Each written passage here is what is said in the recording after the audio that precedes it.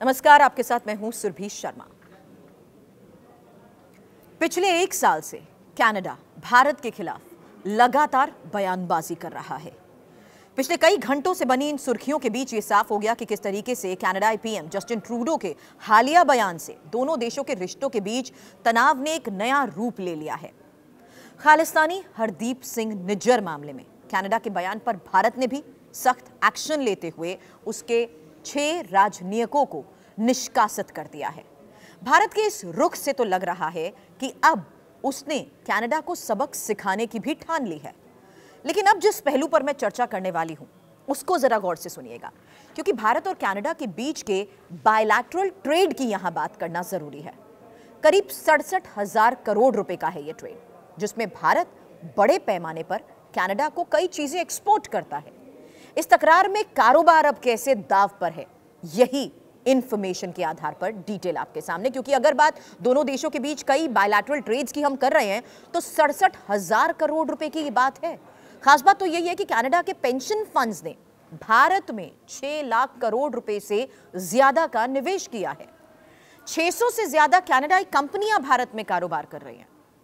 और अगर एक्सपोर्ट के मोर्चे पर भी बात करें तो भारत $4 बिलियन से ज्यादा कनाडा में अपने सामान को एक्सपोर्ट कर रहा है। ऐसे में आर्थिक रूप से कई ऐसे पहलू हैं जहां पर भारत और कनाडा के बीच की ये तकरार नुकसान में इजाफा कर सकती है। इस बात को इस लिहाज से समझिए क्योंकि भारत और कनाडा के बीच काफी अच्छे कारोबारी संबंध रहे हैं।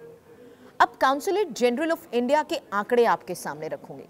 इन्हीं आंकड़ों के मुताबिक ये डेटा, क्योंकि भारत और कनाडा के बीच साल 2023 में कुल $7.96 बिलियन का कारोबार देखने को मिला था। इसमें भारत की ओर से किया गया एक्सपोर्ट $4.08 अरब का था, जबकि कनाडा से किया गया इंपोर्ट $3.88 अरब का देखने को मिला था। अब इसमें खास बात तो यही है कि साल 2022 में यह आंकड़ा $10.50 बिलियन का था। तो आंकड़ों के लिहाज से एक्सपोर्ट और इंपोर्ट की तथ्य मैंने आपके सामने रखे हैं। कनाडा का भारत में निवेश की भी बात करना जरूरी है, क्योंकि यह भी कोई कम नहीं है। मिनिस्ट्री ऑफ एक्सटर्नल के आंकड़ों के मुताबिक कनाडाई पेंशन फंड ने भारत में $75 बिलियन से ज्यादा का निवेश किया हुआ है। कई लोग भारत को निवेश के लिए एक अनुकूल गंतव्य के रूप में देखते रहे हैं।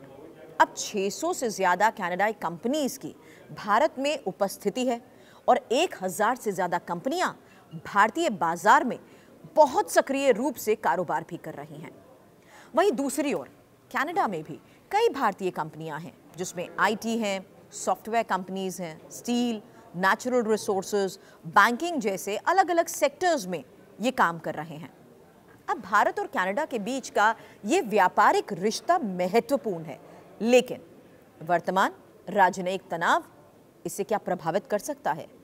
यदि विवाद बढ़ता है तो जाहिर सी बात है आर्थिक संबंधों पर इसका नकारात्मक प्रभाव भी देखने को मिल सकता है।